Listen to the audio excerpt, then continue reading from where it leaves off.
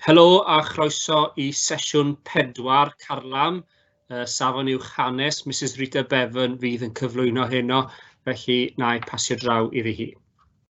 Diolch yn fawr iawn. Felly, blwyddyn 12, rhan helaeth ohonoch chi. O'ch blaenau chi fan hyn, a ni'n meddwl ni'n dechrau off gyda lot fawr o wybodaeth i chi fan hyn. O'ch blaenau chi fan hyn, mae'r fath o beth sy'n ni'n licio i chi ystyried i wneud pan chi'n mynd ati i goladu eich nodiadau. So fi'n siŵr erbyn hyn bod eich athrawon wedi rhoi lot fawr o unedau i chi mwyn i chi ddeall y cynnwys yr uned. A mae rhaid i chi ryw ffordd i ddechrau coladu fe a dechrau sicrhau bod popeth yn gwneud synwyr. Allwch chi fynd ati i wneud rhywbeth tebyg i hwn. So os na bod chi'n astudio uned y tuduriaid, mae hynny'n hollol iawn. Ond mae'r fath hyn o beth yn eich galluogi chi i wneud sens o'r cyfnod i chi yn astudio. So fi wedi dewis gwleidyddiaeth, yr un o'r gwleidyddiaeth tuduriaid fel enghraifft i chi. Am beth ni'n licio chi feddwl am ydy, meddyliwch fel yr arholwyr mewn gwirionedd. Chi'n gwybod pa fath o gwestiynau sy'n mynd i godi. Ni'n methu darogan pa gwestiynau sy'n mynd i godi, ond ni'n gallu gweithio mas i raddau pa fath o gwestiynau sy'n mynd i godi. Ac felly, lle ni darogan pa fath o atebion, a fi ddim yn argymell bod chi yn ysgrifennu ateb perffaith o gwbl, achos mae hwnna'n wastraff ac dyw e ddim yn realistig iawn bod chi'n mynd i allu sgwennu ateb perffaith i bob un fath o cwestiwn godi, ond fe gallwch chi ddechrau wneud y grydiau yma sy'n mynd i helpu chi. So be fi wedi rhoi yn y canol ydy, chi'n mynd yn syth i wefan Cybac, neu fi'n siŵr bod gyda chi rhestra adolygu wrth eich athrawon, a un o'r rhannau o'r cwrs yma ydy sut nath Harry sefydlu llinach i'r tuduriaid. So o gwmpas, fi wedi meddwl am syniadau sut nath e sefydlu llinach, a petai hwn yn dod am y cwestiwn arholiad, pa bethau eraill gallwn ni gynnwys yn fy ateb i. So, i ddechrau, yn amlwg chi'n sôn am sut nath e sefydlu llinach, a wedyn chi'n dod mewn o bethau fel i bolisi economaidd, polisi tramor, polisi masnach ac yn y blaen. A chi'n gallu mynd ati i greu rhywbeth fel hyn.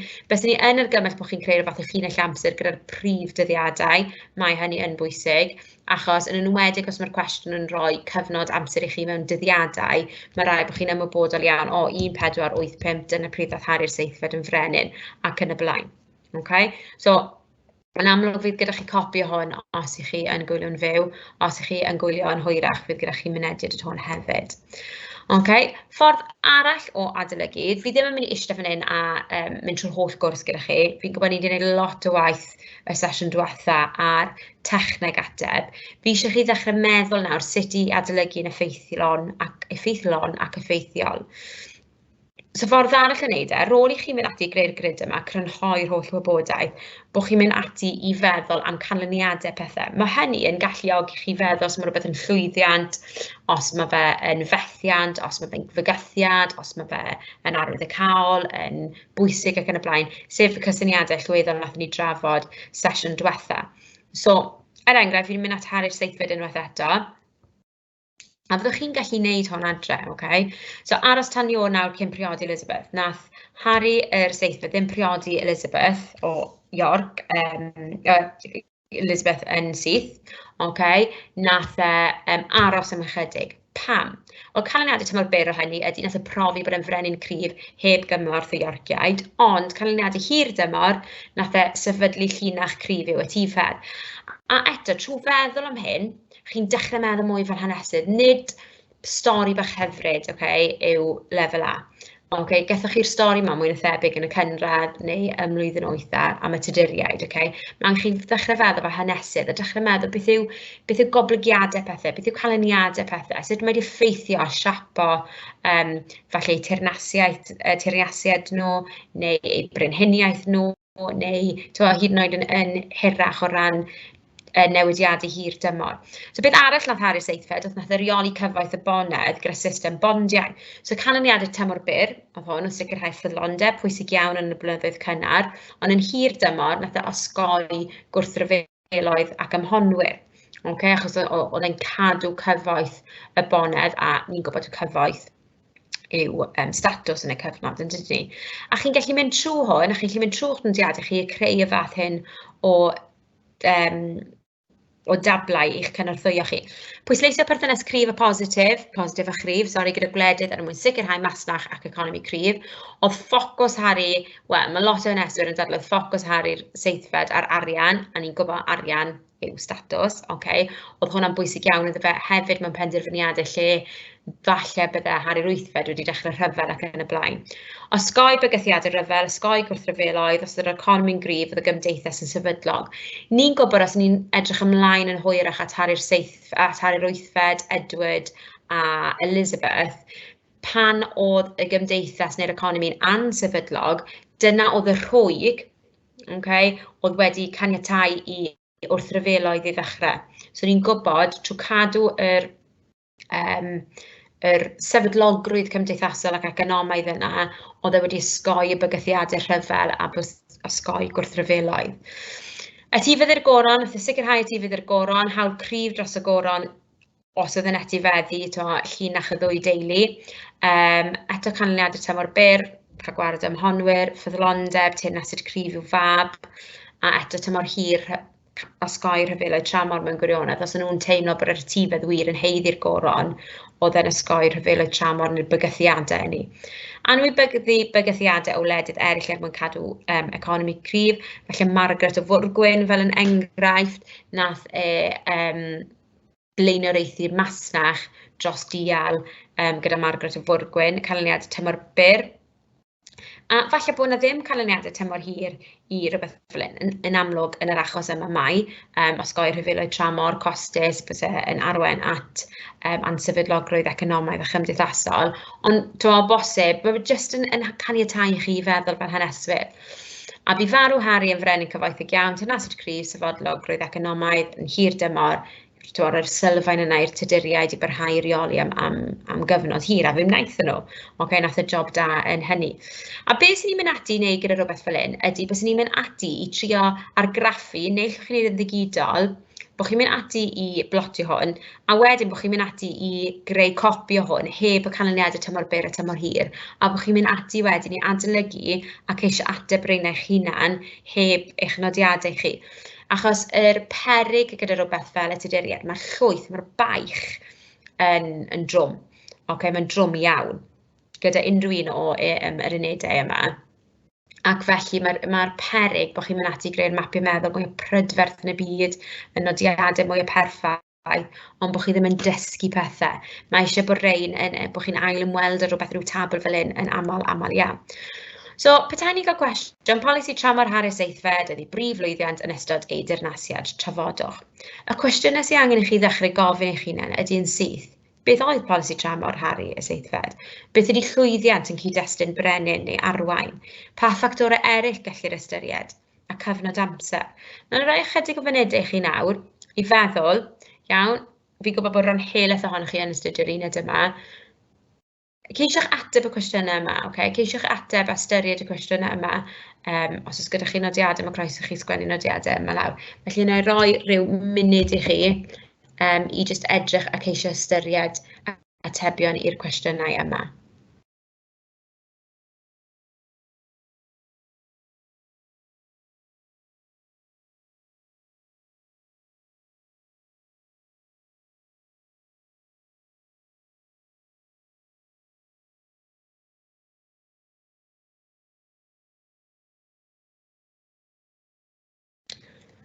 Grêt. So ni'n gwybod y polisi tramor Harry yr seithfed oedd sicrhau bod na gyngreiriau cryf yn cael ei greu, bod na osgoi bygythiadau rhyfel ac yn y blaen. A llwyddiant cyd-destun brenin, a mae hwnna'n rhywbeth personol. Beth sy'n ni'n dweud y llwyddiant brenin, yn enwedig yn y cyfnod yna, ydy sicrhau bod na gyllid, bod na gyfoeth yna, mwyn gallu ymateb i ymosodiadau tramor petai nhw'n codi, sicrhau bod yna llinach cryf. Ond falle byse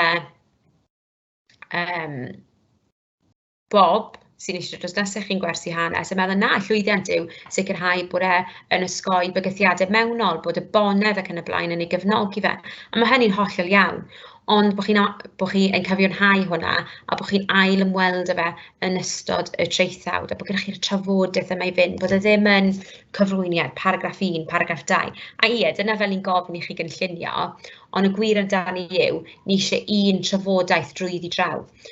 Ffactorau eraill gallu'r ystyried, wel yn amlwg o polisi economaidd, polisi masnach, ei gallu delio gyda'r bonedd, ei gallu i delio am honwyr, mae nifer o bethau eraill gallwch chi ystyried. A wedyn y cyfnod amser, yn y cwestiwn yma, maen nhw wedi bod yn really nice. Maen nhw wedi gweud teyrnasiad Harry yr seithfed.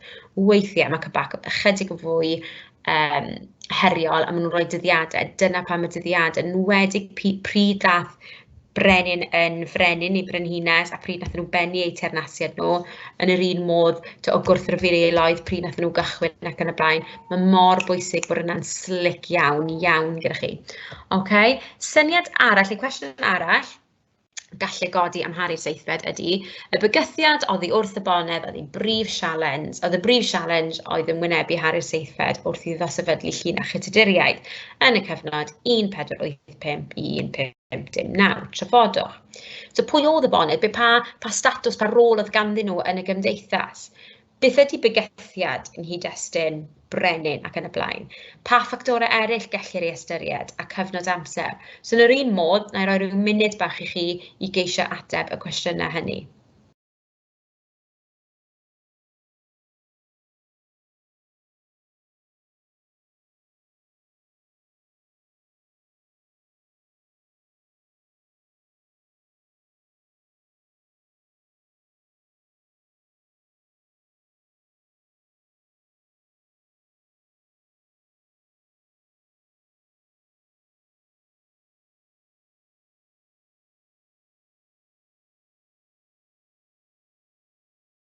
OK, grêt. So pwy oedd y bonedd? Beth ydy'r rôl nhw? Cofiwch, mi oedd Harry wedi defnyddio'r bonedd i rheoli a gallu cipio'r goron o ddiwedd Richard y Trydydd, a mae hynny'n gallu arwain mewn i'r bygythiad. Nawr, sy'n ni'n dadlau y bygythiad ydy, maint y bygythiad ydy dod yn agos at disodli Harry fel brenin. Okay, ond falle eto bydde Bob yn meddwl rhywbeth hollol gwahanol. Pa ffactorau eraill gallu'r ystyried? Wel, yn amlwg yr ymhonwyr. Okay, so chi'n gallu dod mewn o ffactorau eraill wedyn, pa bygythiadau oedd Harry yn ei wynebu, a wedyn y cyfnod amser, ac ni wedi adnabod hynny. Felly mae gen i enghraifft fan hyn o gyflwyniad i chi. Yn ystod y cyfnod rhwng 1485 a 1559, wynebodd Harry nifer o sialensau, efallai heriau'n ar gwell, wrth iddo geisio sicrhau le ar yr orsedd a sefydlu llinach y Tuduriaid. Roedd wedi etifeddu gwlad oedd yn rhaniedig wedi'i rhyfel ac yn ymwybodol bod ganddo hawl gwan dros y goron. Buasai hyn yn agor y drws am ymysodiadau mewnol a thramor. Roedd bonedd gorbwerus yn sicr yn fygythiad amlwg yn ystod y dirnasiad. Fodd bynnag, roedd bygythiadau hefyd gan yr ymhonwyr a thensiynau tramor. Fodd bynnag, roedd yn allweddol i reoli'r bonedd i sefydlu oruchafiaeth fel brenin. Okay? So yn really glir nawr, fi'n teimlo'n hyderus wrth darllen gwaith yr ymgeisydd yma, bod nhw'n deall y cyfnod, bod nhw'n deall sut bydde yr ymhonwyr a y bonedd yn gallu fod yn fygythiad i'w gallu fe i arwain a teyrnasu yn llwyddiannus. A mae wedi dechrau, neu hi wedi dechrau trafod ffactorau eraill dylid i ystyried. Okay, so cyflwyniad wedi cryf yna. Nawr, cyn i ni'n symud ymlaen i edrych ar y rhan nesaf, fi jyst eisiau mynd trwy gyda chi beth adborth cybac am yr atebion yma tro diwethaf oedd na arholiad. So bob blwyddyn mae cybac ar ôl yr arholiad, maen nhw'n cladu'r holl bethau mae'r arholwyr yn dweud, oedd y prif concern oedd ganddyn nhw. So mae'n ymddangos, mae hwn yn dod yn syth o wefan cybac, mae'n ymddangos nad oedd rhai'r ymgeiswyr yn gallu gwahaniaethu rhwng prif gysyniad a'r prif fater, sy'n destun pryder. So os i chi yn eistedd fyna a meddwl, fi ddim yn hyderus rhwng prif gysyniad a prif fater, ewch nôl i'r sesiwn wythnos diwethaf, nathon ni really drilio ac ymarfer edrych y llwyth o gwestiynau yn y sesiwn diwetha. Cysyniad ydy pethau fel allweddol, llwyddiannus, pwysig, arwyddocaol, a'r mater wedyn ydy'r topic bach maen nhw'n rhoi i chi, bonedd er enghraifft, yn y cwestiwn yma, bygythiad wrth y bonedd, polisi tramor, a dyna beth chi angen yn ogystal â'r cysyniad allweddol, dyna chi angen trafod trwy gydol y traethawd. Yr eraill, fel pe baint yn ymwybodol o'r terfyn dyddiadau, fel pe na baint yn ymwybodol o'r terfyn dyddiadau ysodwyd yn y cwestiwn. So eto, falle bydde yn y cwestiwn yma, os na bod chi wedi adolygu eich dyddiadau, byddech chi'n trafod Elizabeth er enghraifft. So oedd hwnna yn rhywbeth oedd yn codi dipyn. Oherwydd hyn, mewn sawl achos, cynnigodd ymgeiswyr ymdriniaeth fanwl o ddigwyddiadau nad oeddent ganddyd unrhyw gysylltiad gyda'r cwestiwn, a chi jyst yn gwastraffu amser, ac nid hynny'n unig, chi yn gwastraffu'r amser lle dylse bod chi'n ennill y marciau, chi'n jyst yn gwastraffu amser achos chi ddim yn ateb y cwestiwn. Aeth eraill i'r afel i'r cwestiwn mewn ffordd gronolegol, ac yn aml roedd y mathau yma o ymatebion methu ymgysylltu gyda'r cwestiwn a'r cymaint i'r cwestiwn a'r ymatebion hynny defnyddio dull mwy thematig, Nawr, wrth gwrs, mae croeso i chi wneud mewn ffordd cronolegol os taw dyna'r ffordd chi'n licio cynllunio, ond nid dyma beth yw gofynion yr uned yma. Mae'r uned yma'n gofyn i chi edrych ar themau, themau mawrion, yn enwedig yn adran B. So dwedwch yr enghraifft crefydd yn codi'n aml yn adran B. Maen nhw'n gofyn am y themau yma yn hytrach na Harry Rwythfed, Edward, Mary, Elizabeth, a dyna'r unig trefen i chi'n defnyddio. Mae eisiau chi edrych ar yr cwestiwn mewn ffordd mwy holistig, fel un ateb cyflawn, fel o'n i'n sôn ar y dechrau, yn hytrach na lot o paragraffau bach, mwyn cyrraedd y bandiau uwch. So mae cybac wir eisiau chi adnabod cysyniad allweddol, a dyma rhywbeth fi'n drilio gyda'r disgyblion fi yn aml iawn, dylanwadol, effeithiol, llwyddiannus, a dyma ffocws y sylfaen eich ateb chi. Dyma chydig y top tips fi, cyn bod ni'n mynd ymlaen neu bach mwy o gynnwys a edrych ar y techneg. Dyma di ffocws y sylfaen eich ateb chi. So os mae'r cwestiwn yn gofyn chi ydy'r rhywbeth llwyddiannus, dyna yr drafodaeth mewnol sydd gyda chi trwy gydol y traethawd. So yn edrych nôl wedyn, dyle bod chi yn cyfeirio llwyddiannus neu gair sy'n debyg llwyddiannus trwy gydol y traethawd. Dylid ceisio aralleiro'r cysyniad os ych chi eisiau mwyn osgoi aladrodd, ond yn bendant fi ddim eisiau chi eisiau mewn arholiad yn meddwl, beth yw gair arall da am llwyddiannus. Os chi methu meddwl, mae'n well bod chi yn ailadroddus na bod chi yn gwastraffu amser yn bendant. Graddio'r cysyniad allweddol, a fi'n gwybod bod ysgolion eraill yn cyfeirio at hyn mewn ffordd gwahanol. Ond hynny yw, mi oedd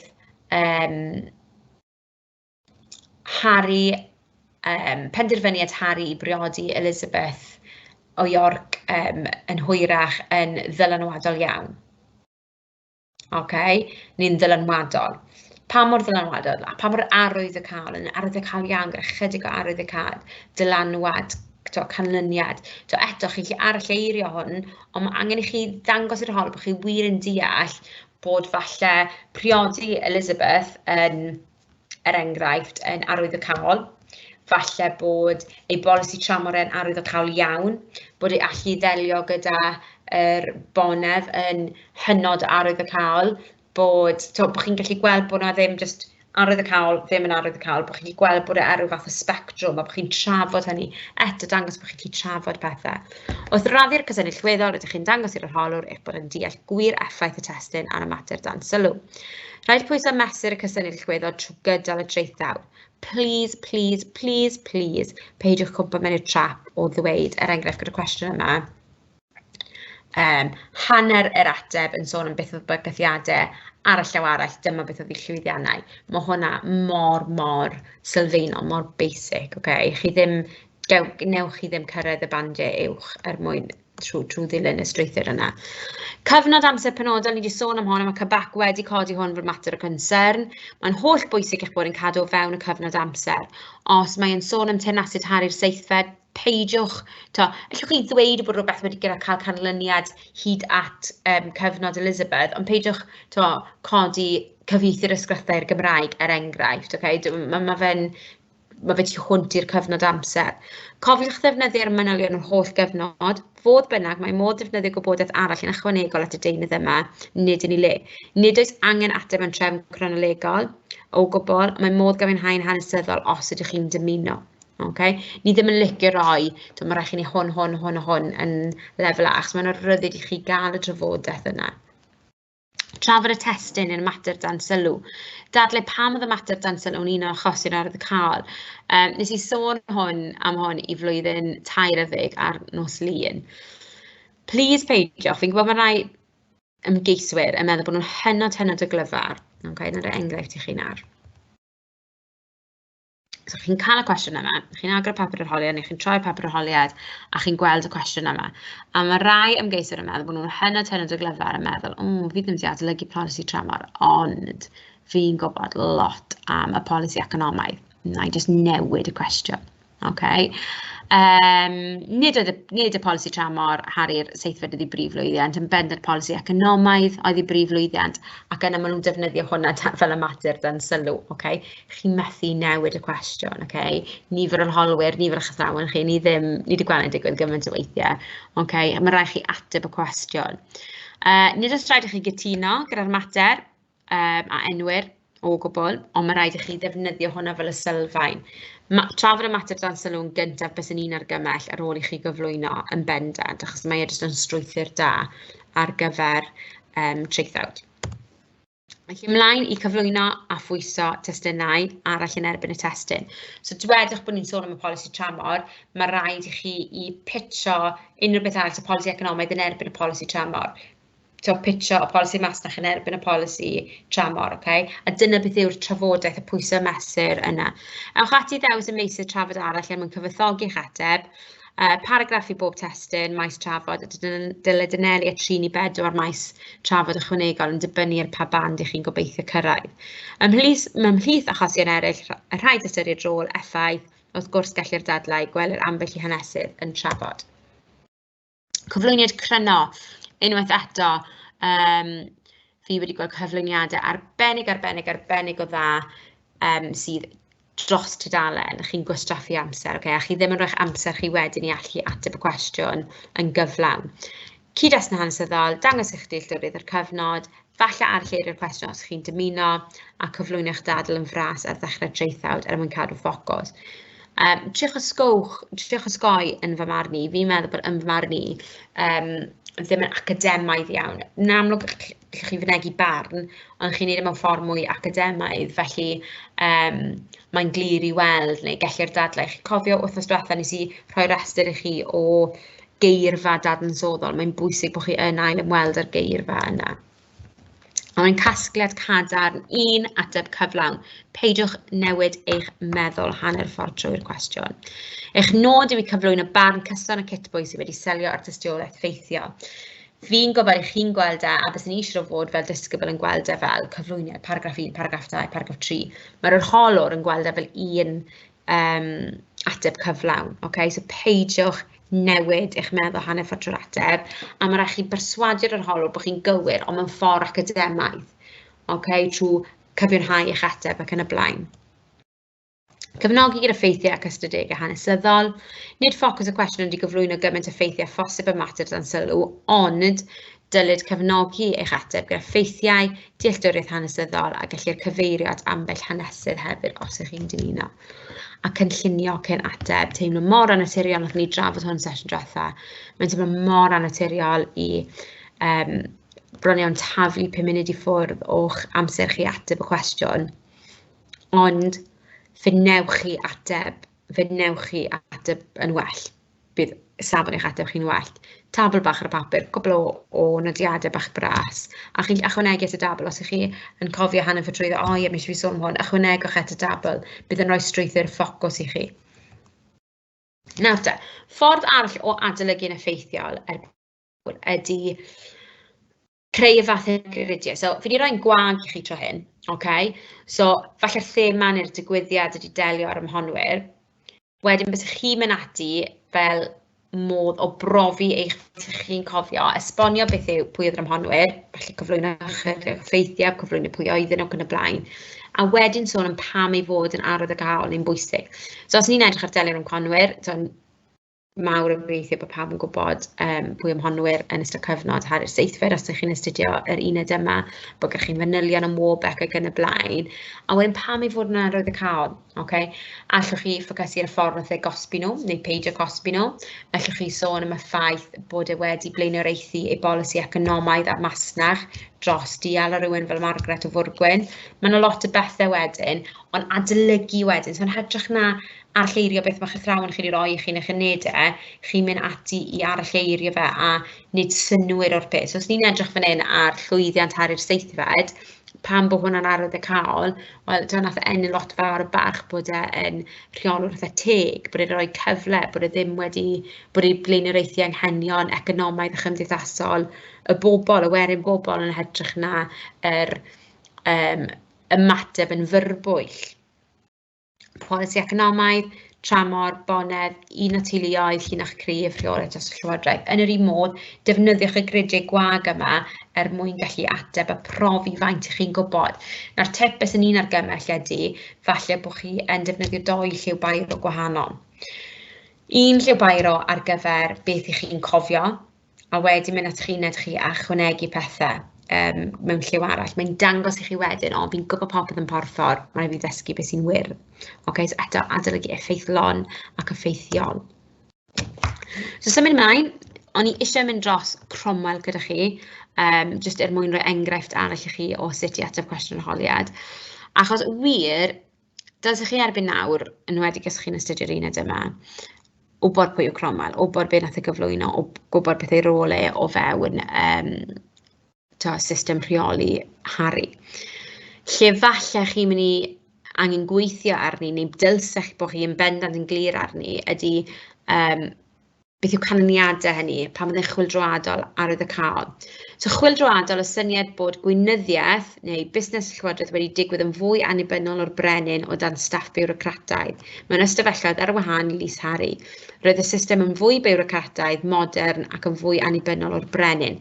So os ni'n cymharu Harry'r seithfed, mae haneswyr wir yn dadlau bod Harry'r seithfed o ran I gweinyddiaeth yn fredyn oedd yn deall ac yn rheoli lot fawr o gweddau beth oedd yn digwydd yn ei dirnasiad. Hynny yw, oedd e'n gwybod beth oedd yn mynd ymlaen, oedd e'n neud y penderfyniad yna, neu'n rhan o neud unrhyw benderfyniad.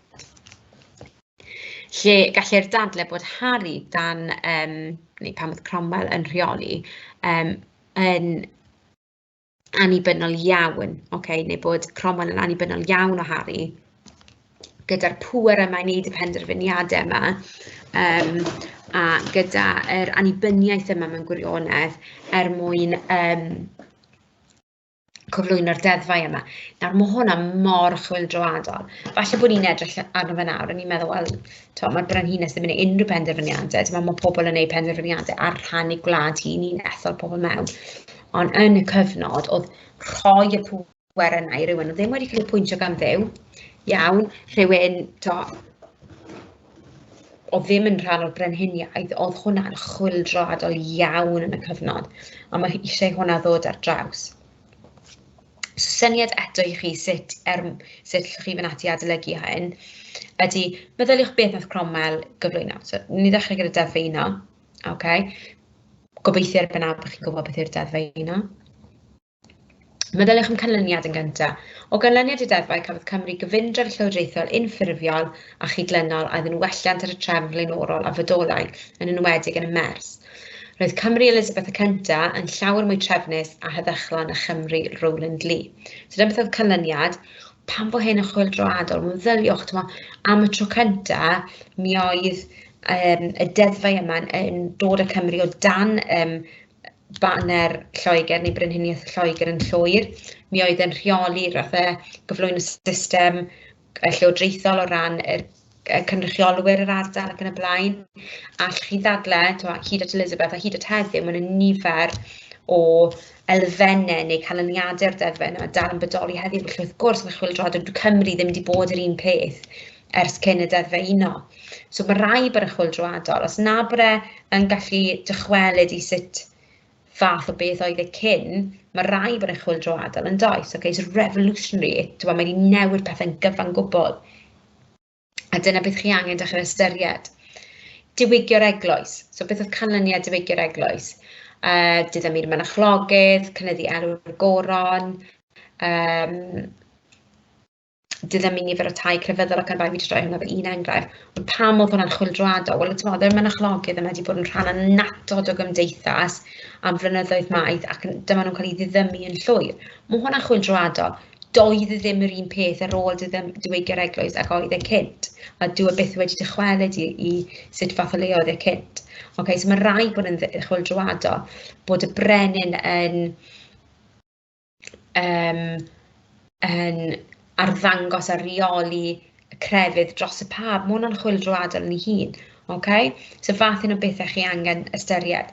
Sofraniaeth. Beth yw canlyniad sofraniaeth? Fy chwyldroaduriaid wedi sefydlu gorchafiad deddf statudol, roedd hyn yn adlewyrchu ymroddiad Cromwell mewn i rôl y Senedd a phwysigrwydd statud. Gwnaeth Cromwell deddf neu statud yn sylfaen i'r wladwriaeth fodern gan ychwanegu at rym y brenin. Roedd y diwygiad wedi ryddhau sofraniaeth Lloegr oddi wrth y dirdo tramor y deddfau eglwysig o hyn ymlaen y Senedd oedd yn llunio deddfau. So doedden nhw ddim yn atebol i unrhyw un arall. Mae hwnna'n chwyldroadol iawn. Meddyliwch am y holl blynyddoedd yma cyn Cromwell ac cyn Harri'r Wythfed, lle mi oedd y pab yn gallu cael rhyw fath o ddylanwad ar arweiniant ac arweinyddiaeth y deddfau'r wlad, ac yn sydyn iawn, doedd ganddyn nhw ddim byd allanol yn gallu rhoi'r awdurdod yna nôl ar ein gwlad ni, a hwnna wedi parhau yn flynyddoedd maith. Okay? Blynyddoedd maith. Felly, yn bendant mae hwnna'n chwyldroadol, esboniwch pam yn sgil hynny. Felly, roedd 1530au, felly yn garreg filltir yn hanes y Senedd, tyfodd ei phwysigrwydd, datblygodd dulliau i weithredu a daeth yn brenin i weithio law yn llaw â hi mae'r goron oedd y mwyaf grymus o'r ddau. Datblygodd strwythur sefydliad, o hyn ymlaen roedd tir cyffredin yn di-seneddol ac yn chwarae rhan gyflawn fel arf y llywodraeth. O ganlyniad i'r 7 mlynedd o Senedd y diwygiad, cafwyd hyfforddiad mewn cydweithredu, profiad cyfeillgarwch gwleidyddol ac arweinydd at dwf dosbarth gweithio. So, mae'r canlyniadau yn hirfaeth. So, petai chi wedyn mynd ati i ystyried, ai Cromwell oedd y mwyaf arwydd y cael. Okay? Felly, rhyw fath o gyflwyniad fellwch chi fynd ati i drafod ydy gweld nifer o weinidogion yn dod i'r amlwg yn ystod cyfnod y Tuduriaid. Nifer ohonynt am gyfnodau yn pasio deddfau chwyldroadol iawn ar ran y brenin. Roedd Cromwell yn sicr yn un o'r rhain oedd yn gweithio ar ran y brenin Harri'r Wythfed. So fi'n teimlo yn gryf iawn bod yr ymgeisydd yma'n deall y cyfnod, yn deall beth oedd rôl Cromwell a pwy oedd Cromwell. Gellir dadlau bod cryfder ei bwer ei hun yn chwyldroadol yn enwedig wedi teyrnasiad i dad Harri'r Seithfed, lle mae haneswyr yn dadlau bod gan Harri'r Seithfed cryn dipyn o reolaeth dros ei deyrnasiad. Felly fi wedi mynd ati i uwcholeuo cwbl o mannau lle mae'n dechrau trafod y cysyniad allweddol yn rili gyflym, a mae hefyd yn trafod y mater yn sylw sef Cromwell yn tyfa. Okay, so fi'n teimlo'n hyderus iawn, be bynnag sydd ddod, mae gan yr ymgeisydd yma dealltwriaeth da o'r cyfnod. Wedyn, fi ddim yn mynd i ddarllen traethawd cyfan gyda chi heddiw, pidwch o phoeni, ond ni'n mynd i fod yn jyst yn edrych ar y paragraff posib cyntaf neu cyflwyniad i'r traethawd. Yn ystod ei gyfnod fel un o brif weinidogion Harri'r Wythfed, fe wnaeth Cromwell gyflwyno nifer o fesuriadau hynod y chwyldroadol. Un o'r rhain yn sicr oedd cyflwyniad y deddfa uno. Roedd Cymru o hyd wedi achosi problemau i'r goron ac fe wnaeth ei dad Harri'r Seithfed manteisio ar hyn a chipio'r goron oddi oedd Richard y Trydydd. Yn mwyn sicrhau ei fuddod ac undod pasiwyd y deddfa uno. Heb os yn chwyldroadol oherwydd nid oedd Cymru a pherthynas Cymru a Lloegr yr un peth eto. Mae ddim jyst yn dweud mae'n chwyldroadol, a mae hwn yn digwydd o hyd mewn traethodau, felly mae hyn yn chwyldroadol. Pam? So what? Okay, pam? Nes chi esbonio pam? Heb os yn chwyldroadol oherwydd nid oedd Cymru a pherthynas Cymru a Lloegr yr un peth eto. Gwelir ôl y deddfau yma hyd heddiw a dyngosir ei arwyddocâd a phwysigrwydd. Fe wnaeth hyn cryfhau'r sofraniaeth Harri a chreu gwladwriaeth brenhinol eto glanlyniad i deddfau a Cromwell. Cafodd Cymru gyfundrefn llywodraethol unffurfiol, un brawd y cyd fan hyn, a chydlynol oedd yn welliant ar y drefn flaenorol a ffodolaeth yn enwedig yn y Mers. Roedd Cymru, Elizabeth y cynta, yn llawer mwy trefnus a heddychlon a Chymru rownd li. So fi eisiau chi edrych ar hwnna, ond edrych na bod fi'n dweithio chi'n union lle mae y cysyniad allweddol i sut mae'n cael ei ddefnyddio. Ewch drwyddi, iawn, os ych chi'n gwylio hwn yn fyw, neu chi'n mynd screenshotio fe, ewch ati adnabod y cysyniadau allweddol.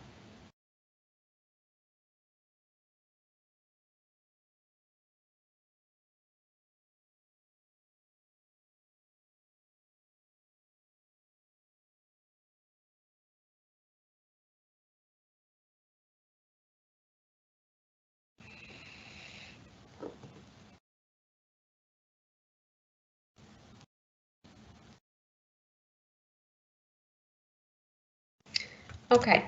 So, mae'n naturiol iawn fan hyn. Dwi ddim yn, mae rhaid fi sôn am chwildro, mae rhaid fi sôn am hyn a'r llall. Mae'n naturiol iawn.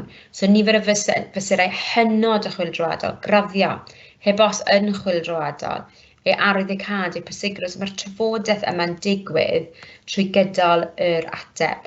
Okay? Nawr, beth sy'n licio chi wneud nawr? Mae gen i rhyw 5 munud bach. Okay? Os ych chi yn... Sorry, cyfo pawb gyda anwyd neu rhywbeth ar hyn o bryd. Felly, os ych chi yn astudio'r uned yma, ewch ati ddefnyddio grid fi yn cyflwyno chi nawr. Os chi ddim yn astudio'r uned yma, gallwch chi fynd ati greu un eich hunain. Meddyliwch nawr, adalu ail ymweld y pethau. Okay? So, adalu ail ymweld y pethau'n gyson. So, ni newid trafod pam y pethau chwildroadol. Ydych chi'n gallu cofio pryn 5 munud yn ddiweddarach pam bod y deddfa uno diwygio'r eglwys o sofraniaeth yn chwildroadol. Sewch ati, screenshot neu grid bach cyflym yn eich nodiadau chi. Ewch ati ystyried pam bod y deddfa uno diwygio'r eglwys a sofraniaeth yn chwildroadol.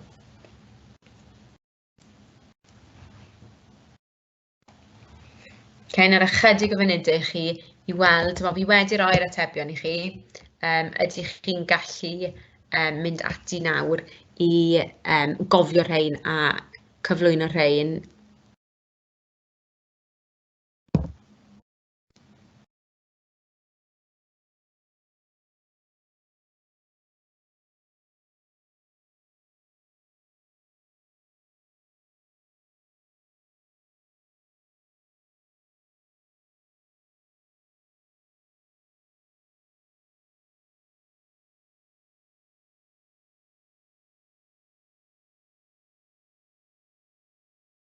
Okay, so fel nath ni sôn, deddfa uno, okay? Doedd Cymru ddim yr un peth ar ôl hynny, doedd perthynas Cymru a Lloegr ddim yn debyg. So os ych chi sôn am y fath yna bethau, a wrth i chi adolygu, y pwynt y bwled yn unig, does dim angen bod chi fel fi wedi gwneud fan hyn gyda canlyniad brawddegau llawn.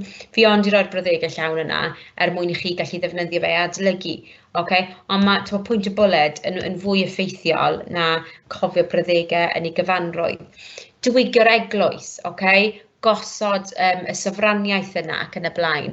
Am y tro cyntaf erioed doedden nhw ddim dan rheolaeth tramor, hynny yw y pab, o rannu penderfyniadau nhw. Nath y cynyddu gwerth a elw i'r goron, achos oedd y mynchlogydd ddim yn talu allan i'r pab, oedd y tir wedi cael ei oresgyn gan y brenin ac yn y blaen.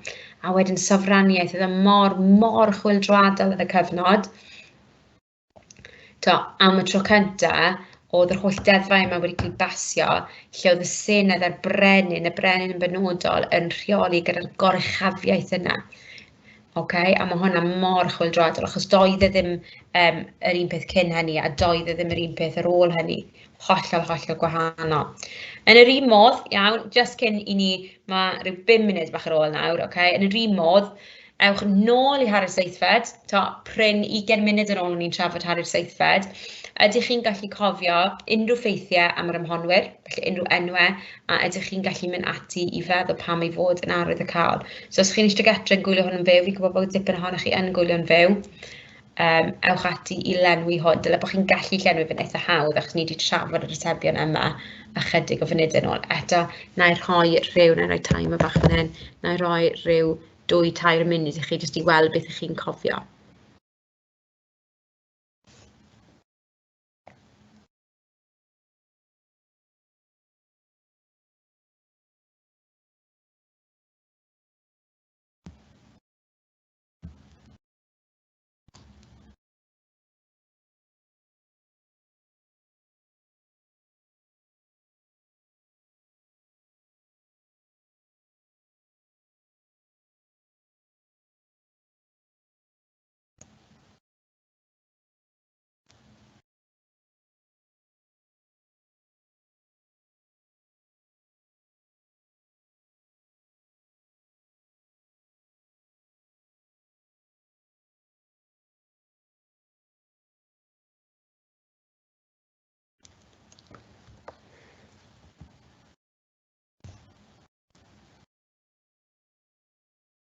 Un munud bach yn ola, jyst i chi rili gweld, ynwedig ffocyswch ar arwyddocaol a pwysig, lle chi adolygu'r ffeithiau yn agosach at yr amser, yn enwedig meddwl pam y pethau'n arwyddocaol.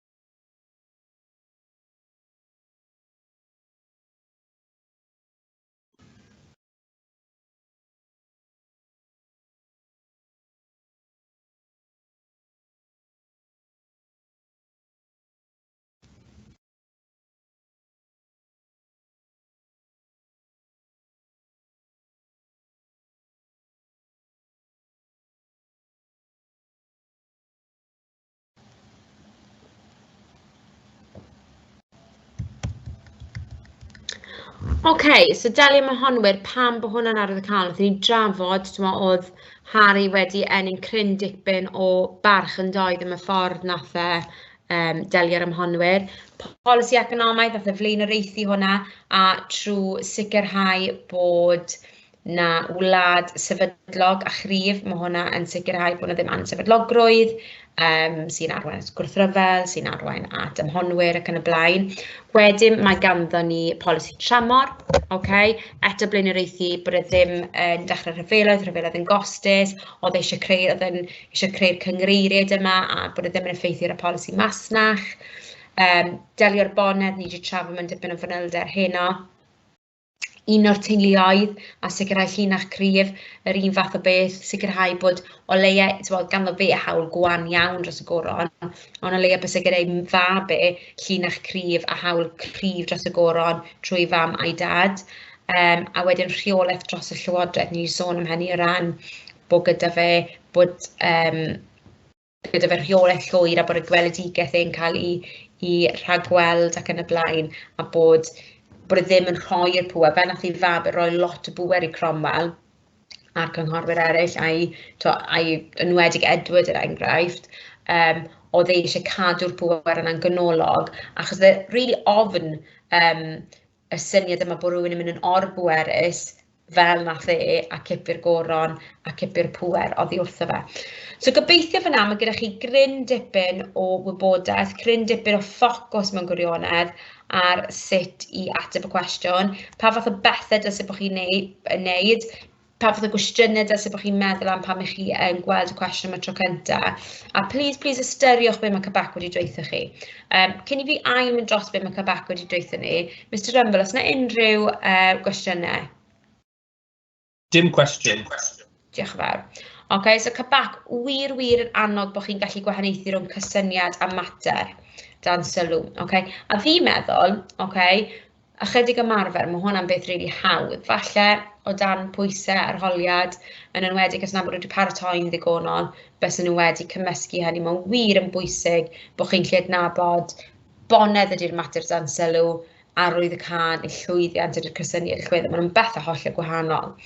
Bod chi'n ymwybodol o'r amseroedd o ran y dyddiadau, bys ni'n argymell bod gyda chi Mr Rumble yn argymell trwy amser, darn o bapur lapio trwch i'r ochr arall, rhyw map meddwl, dim map meddwl, lleill amser, hirfaith gyda'r holl dyddiadau, a wedyn dewis y dethol y brif rai. Mae'n rhaid bod chi'n gwybod pwy oedd y brenin yn dechrau teynasiad a pwy oedd y brenin yn y diwedd, pryd nath gwrthryfeloedd dechrau a benni, pethau fel delfi uno, pethau holl bwysig, pryd nath yr yna cael ei gyflwyno Cromwell, Somerset, Northumberland ac yn y blaen.